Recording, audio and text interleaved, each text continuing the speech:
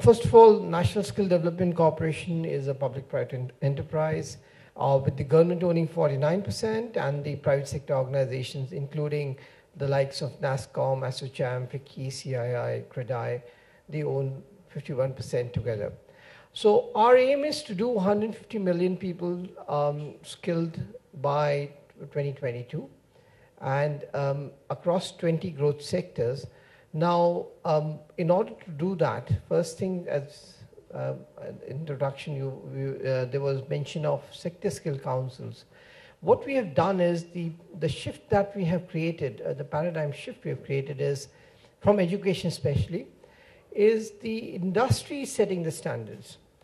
So there are industry-led bodies on sector skill council. So there's one on IT, ITES, there's Telecom Sector Skill Council, I've got my colleague here. And there are a number of other councils which are nearly 37. So 20 growth sectors actually map onto nearly 37 as of now and might become a little more, but not, I mean, I don't think it will go beyond 45 or so, but it's still there. And the reason is, like you said, textile itself, there are 3 sector skill councils in textile because there are made-ups and there's yarn and there's handicrafts, and the 3 of them are quite distinct and pretty large councils in themselves. The unorganized sector has got security, it's got domestic health. Then we've got some horizontal councils like green jobs and people with disabilities. So the total number is around 37. Now, what are these sector skill councils supposed to achieve? They are supposed to set standards for training. They are supposed to first decide what occupational map is there for their sector. And the same thing applies to IT itself. Even whether you call it Digital India or you say manufacturing, Make in India, whichever way, whichever sector you're talking of, try and break it up first into what are the occupational map of that particular sector. Then with each job role, what are the competencies required for that job role? And what is the assessment criteria to achieve those competencies or to evaluate these competencies? And basis that, when you've got that whole thing done, then you've got the curriculum ready on that basis. And then anybody can train, whether it's south of India or north of India, but the training will be pegged to a standard defined by the industry. So what we are doing here is, if you were to look at it objectively, who sets the standard? Industry. Who sets the competency standards? Industry. Who sets this assessment criteria? Industry. So why should a person not be employable? It's not about employment, it's employability.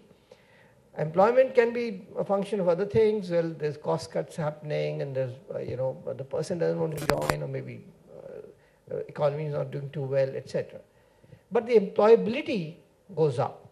And that's what we are trying to do, especially because on the education side, we found 75% of our graduates are not employable because they don't have specific employable skills. So we've turned the entire thing around and saying, okay, industry, you decide. And that's how this employability thing is happening, and same thing happening for IT also. So let's talk of Digital India. Now, what does Digital India mean? How do we achieve what we want to achieve under Digital India? So whether it's taking the fiber cable to the last mile in India, so what kind of job roles you require for that? How many people you require for laying the wire itself, and what competency do you want out of them? And so and so forth. I mean, whether it's a mobile tower to be built up, or crimping of the wire has to be done, or Wi-Fi has to be established somewhere. But each one of them requires a certain skill. Now, once that is defined in whichever part of India, we'll try and get training done in that particular area with the people from that area itself. Of course, there might be a bit of migration. We're trying to minimize that. Second thing what we are doing is we're creating these skill development courses which are short term. And for lack of a better word, we are trying to differentiate it from education. Education is like long term, input focus. Unless you spend X number of hours in a thing called a classroom with somebody writing something on a blackboard, you aren't seen educated. Skill development is more industry-led, more practical training, nearly 60 to 70% practical and 30-40% on the theory part, and is aligned to the job role. So when you come out from that training course, whether it be 1 month, 3 months, 6 months, depending on what level of skill it is required. You pick up that particular job role which is required by the industry. So if Digital India requires X number of crimpers for that for the cable, then that many people will be supplied or will be around, so that you get on with it and get the things done. Digital India is required in smart cities, so along with your masons and carpenters and bricklayers and scaffolding makers, all the construction guys who are there, whether they lay the road or they construct a building or provide the green part of any building, you also have the digital guys going in. How do you make a digital smart city? So what is required to do that? So what are the people required and what is the competency required under those? So that's what skill development is trying to do. Focus on learning a skill, learn more, earn more. And by the way, if you won't do your graduation, not an issue. I mean, we're not saying learning should stop. But if you put graduation up front, that's where the problem occurs, that you're out of cash, you've got a degree, something starting with a B or something, and then you don't know what to do with it. Because if you go to an employer and say, yeah, I'm a graduate, the employer says, okay, what can you do for me? Well, I'm a graduate. Well, what is the specific skill you have? And there's none. And we are now trying to say, okay, maybe I know Java developer, but I'm a mobile app developer myself. So it's not about doing Java and doing a C++ or whichever pure programming language. What does it apply and how does it fulfill a gap in the society? So if you need mobile apps, how many mobile app developers can come in? If there are 9 million mobile phones, they're bound to fail. How many mobile repair shops you require? And this is good practice how you can become an entrepreneur by being a mobile repair. In India, anything and everything works until its last breath. So when the mobile doesn't stop functioning, doesn't mean you throw it away. You first get repaired. And that's what we are trying to get onto. And then in order to reach the last mile, that's where we have, let's say, all the technology inventions that are coming in or innovations that are coming in to help us out. And basically we are catering to a population which is really lying between the 900 million mobile phone users and the 300 million internet users. So there's a gap out there which we want to reach out to. And that gap can be fulfilled only through technology. And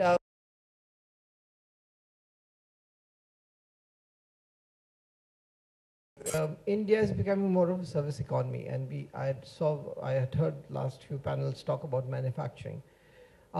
People somewhere have lost the, let's say, the willingness to get their hands dirty. So we did a scheme last year. We gave out nearly, it was about 1,000 crores, 10,000 rupees on an average was being given out to every person who successfully goes through a course and gets certified, assessed, and all that. 15,000 rupees was the award for a manufacturing job role and 10,000 for a services job role, including IT. And yet 90% of training happened in the service sector. And it was a very clear message coming in: despite higher volumes, despite higher reward, people were not getting into manufacturing. So yes, we have a task at hand. And I think the bigger task is we have moved from the land of snake charmers to land of mouse wielders, really. And we don't want to stop there because everybody seems to be, isko IT mein kuch kara do, matlab isko kuch computer kara do. That's a mindset now, people. So one mindset is, ये graduate हो जाए, इसकी शादी हो जाएगी, या दूसरा इसको computer में कुछ सिखा दो. So the two mantras we have to kind of get rid of. And the jobs are in places like in leather. People don't want to touch leather because it will be called a mochi. And a mochi is an international brand, but for a person in the society, the mochi is a mochi. So there are a number of things that we have to kind of grapple with. And that's where the advocacy helps a lot. And very frankly, manufacturing job roles, I mean, the panel that was talking about earlier. So while you are manufacturing, I think you need to give a respectable salary along with that manufacturing. And if you look at the entire value chain of manufacturing, it's the SME sector that has to be really incentivized. The corporates are only 7% of the, the organized sector, as you call it. The 93% is the or the unorganized, and the MSME, whether there's 50 million or 55 million, I don't know what the number is. But that's where we need to get skill development done. And that's the best way of applying the lean methodology. Lean methodology doesn't mean that in your corporate you do from You start from the chairman and go to the PN and say, everybody understand lean. No, but if your 90% of your inputs are coming from the SMEs. So lean actually means all the way down the value chain, everybody understands the concept of skill development and employs skilled workers. That will cut down the cost of waste. That will get you people with a higher salary. People talk about, if I train this guy, he might leave. If I take a trained person, he'll ask for more salary. Yes, he will. Why not?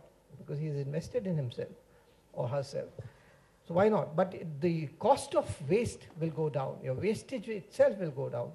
So that it makes a case in point that you need to get more skill development into the entire ecosystem all along the value chain. If that happens, yes, there are more jobs in manufacturing right now. But because of public perception that if you work in a bank and you may be a blue-collar clerk, but you work in a white-collar environment. You've got computers and you've got customers who speak on phone and speak well. It's not about getting your hands dirty as a mochi. So I think we need to change that. A lot of advocacy is required, but frankly what will work is if there are jobs, then that's going to attract.